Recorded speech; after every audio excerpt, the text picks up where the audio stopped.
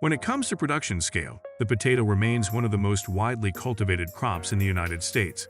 In almost 30 states of the USA, with Idhao being the top producer per acre, mass potato production takes place commercially, and grown potatoes still top the list as one of the most profitable agricultural businesses, supporting countless communities financially in pretty much all of the states.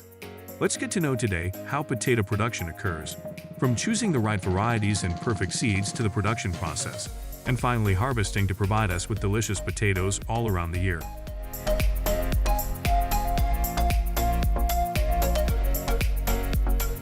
Growing potatoes is a bit tricky, as the right time and perfect weather are crucial for the tuber's proper development to lock the delicious moisture inside.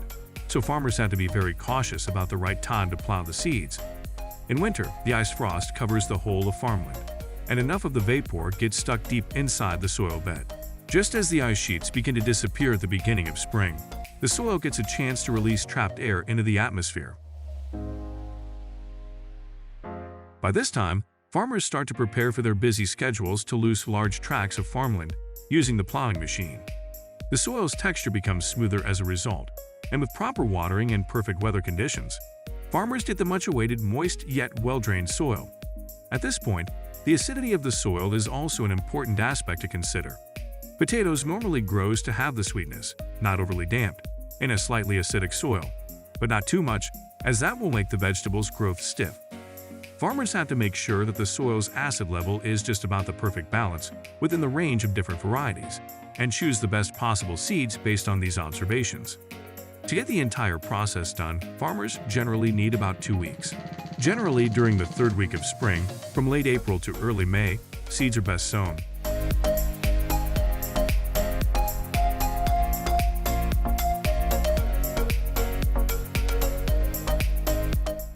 But the seed selection is yet another complicated process. The United States is quite lucky to have over 200 varieties of seeds available for commercial production. However, the most common and widely grown variety at present is different from state to state. The overall situation is completely dependent on the growth factor, pH level capacity, ripening time, and most importantly, if the weather for perfect growth of a particular variety goes in parallel with the weather condition in the next few months.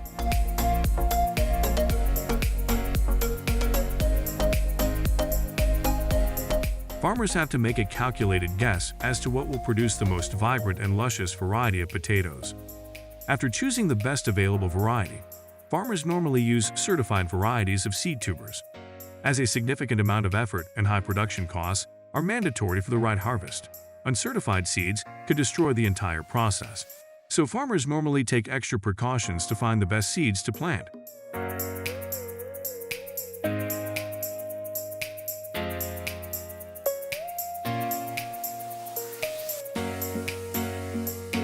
Then, it's finally time to sow the seeds. Farmers buy a large quantity of seeds depending on the availability of storage, as instead of pruning dried-out seeds, is it preferable practice to plant fresh ones. According to research, freshly sown seeds are resistant to fungicides as opposed to dried ones, so it is a pretty cost-effective step to take. Extra usage of fungicides is not healthy either. In general, the possible distance between the seed beds and the seeds themselves varies depending on the seed and a properly grown tuber size. Farmers keep a distance of about 4 to 6 inches between the seeds, while the seeds go 4 inches deep below the surface.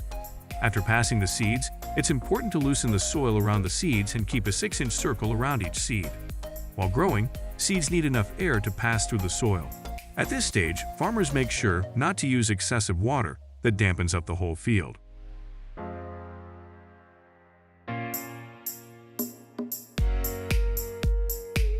The rows are separated from each other by 36 inches and used as a canal for passing water. Temperature levels and humidity also play a vital role in the bumper crop of potatoes. Initially, farmers use quantitative measures and weather forecasts for proper consideration of plantation procedures.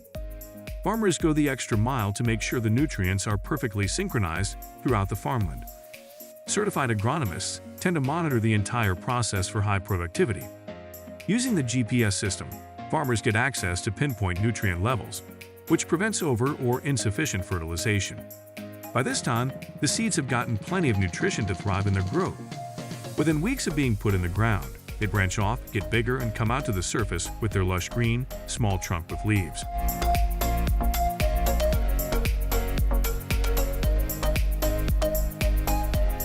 At this point, farmers and agronomists put in a joint effort to chart out growth level, soybean content, and moisture count. Nitrogen, calcium, magnesium, potassium, and phosphate levels are vital for a savory harvest of potatoes. As the plants grow, it's time for proper irrigation. Potato productivity mostly depends on water density in the soil. Either rainfall or a small amount of water, spread through the entire field quite frequently, without a significant gap in between to supplement natural water flow, is necessary for the next 2 months until the harvest season. Either sprinkling of water from above or deep irrigation works out.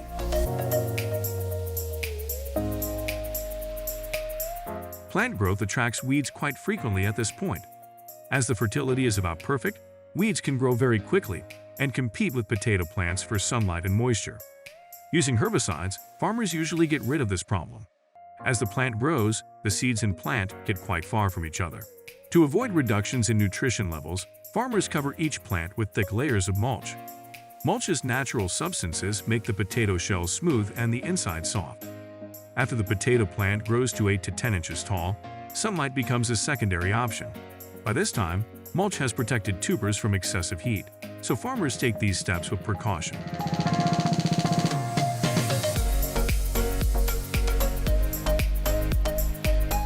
At about 90 to 110 days after initial sowing, potatoes become ripe and lush, ready to be harvested.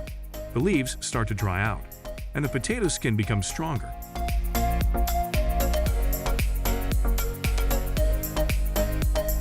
At about 2 to 3 weeks into the plant's dying stage, farmers start to manually pick up the potatoes by hand. Farmers either keep them for storage or transport them to the factory for processing. Initially, they cut off the plants from the tubers.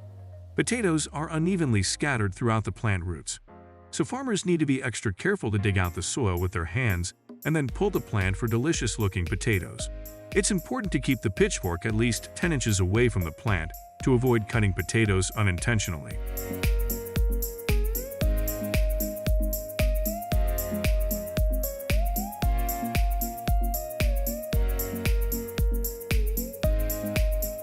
Plucked potatoes are generally moist and susceptible to damage, so it's safe to keep them in a cold storage with adequate air circulation. After a few weeks, they dry out, and the outer texture is now rough. At this point, potatoes are docked off to the factories where they go through further processing, like cleaning off the potatoes with sufficient water. Piles of potatoes are thus poured on the conveyor belt, which goes through water to be rinsed of extra mud. Then the primary grading based on size happens. Potatoes are separated into multiple categories based on quality and size on the grading deck. After the potatoes are graded, they either get packaged to be transported all around the convenience store ready for consumption or go through further stages of testing, particularly to suit the requirements of the processing industry. I hope this video was helpful to you guys. Let us know in the comments below how you like to eat your potatoes. Until then, please subscribe and click the bell icon for updates like these. I hope to see you in the next video. Goodbye.